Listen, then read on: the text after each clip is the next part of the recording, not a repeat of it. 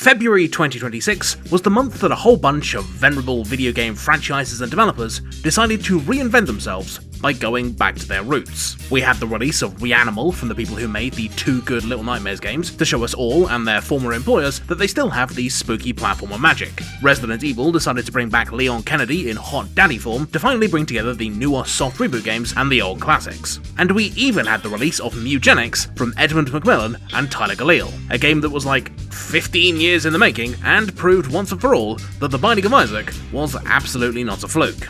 The thing is though, is that even though we've all been enjoying a whole bunch of great games that came out this month, a whole bunch more have gone entirely under the radar. And luckily for you, that's what this video is all about. Every month I highlight 5 cool, smaller, weirder titles from the last 30-ish days that you should have played, but that you probably didn't. And because nothing hurts my soul more than seeing great, interesting games not get played by people who might enjoy them, I'm even going to include the best price I could find for these 5 games, and whether they have a demo. Does that sound good? Okay, cool.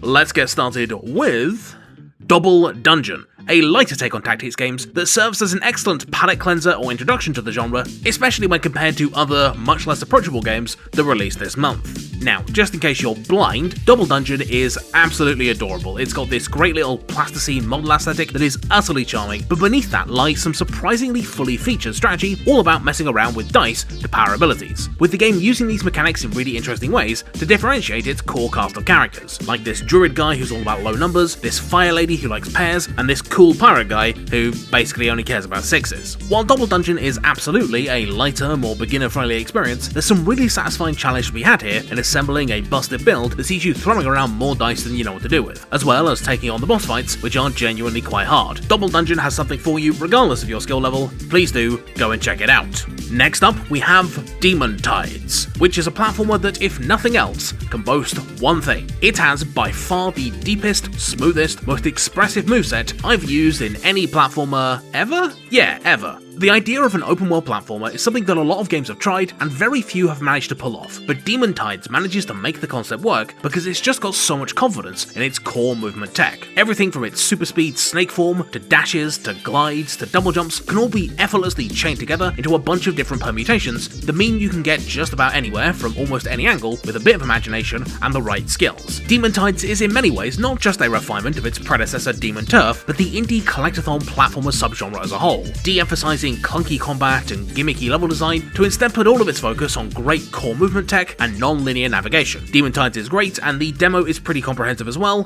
Please do give that a go. After that, we've got Omelette You Cook, and let me tell you, when I first picked this thing up, I thought it would be nothing more than a gimmicky joke game, but I have never been more happy to be completely fucking wrong. Omelette You Cook takes a very simple premise of arranging ingredients on an omelette and turns it into an endlessly inventive exercise in improvisation and occasionally complete chaos. The sheer variety of ingredients, like burning peppers you need to shake to put out, wiggly seafood, rotten mushrooms, and vegetables that introduce 2 new topological layers to figure out, combined with all the different effects the game keeps throwing at you, like trash that rains from the sky, sneaky forks that try and steal your stuff, and ghosts, yes, ghosts, results in an experience that is always able to introduce some new twist or gimmick that keeps things feeling fresh right when you think it's run out of ideas. Omelette You Cook is fantastic, funny, and a foodie's worst nightmare. Play it. For a bit of a change of tone, Chrysol Theatre of Idols is basically what happens when you take 1 part Resident Evil, mash it up with 1 part Bioshock, and then dump a whole bunch of Catholicism into the mix. Seriously, I'm not kidding about that. The weapons are ridiculously over-designed gold and scarlet guns that are powered by you draining your own blood. It's all very on theme. The thing that really impressed me about Chrysol is the fact that it takes some massive creative swings way beyond its budget or technical specs, but more often than not, manages to pull it off. It's got some truly great environment and enemy designs, some genuinely outstanding puzzles, plus some fantastic core enemies in the form of these marionettes, which you can't just headshot and instead need to dismantle limb by limb in order to take them down. Chrysol is the exact kind of mid-budget, slightly janky but very ambitious game that people have been crying out for ages, so please do pick it up.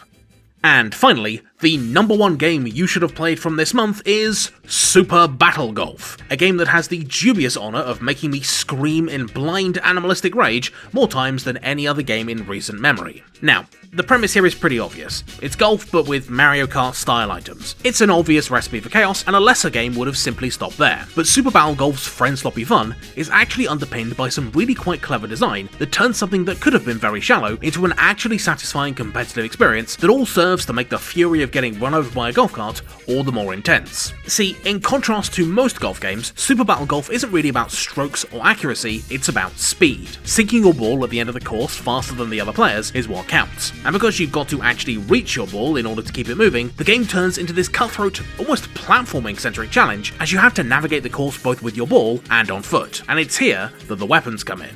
Each hit you land on your golfing enemies provides you with a little sprint boost that lets you catch up with your ball much faster, and makes actively engaging with the other players by blasting them with a rocket launcher every now and again the optimal way to play, because it lets you complete each hole that much more quickly. And so, when you add all sorts of ways to interrupt a player's strokes, a Mario Kart style starting block boost, and Quake style domination and revenge mechanics, Super Battle Golf becomes a chaotic, stressful battle royale where you're juggling a bunch of different routes and trajectories in your head at all times, but never in a way that distracts from the core fun of golf. And that is a recipe for some of the most hype last-ditch races and the most entertaining rivalries in any multiplayer game that I've played in a while. It's great fun, it's very cheap, and I guarantee that you will come to hate this one course with the spiral just as much as I do. Oh, come on, what was that? I hit myself with my own ball! Oh, this game both sucks and is awesome! Ah!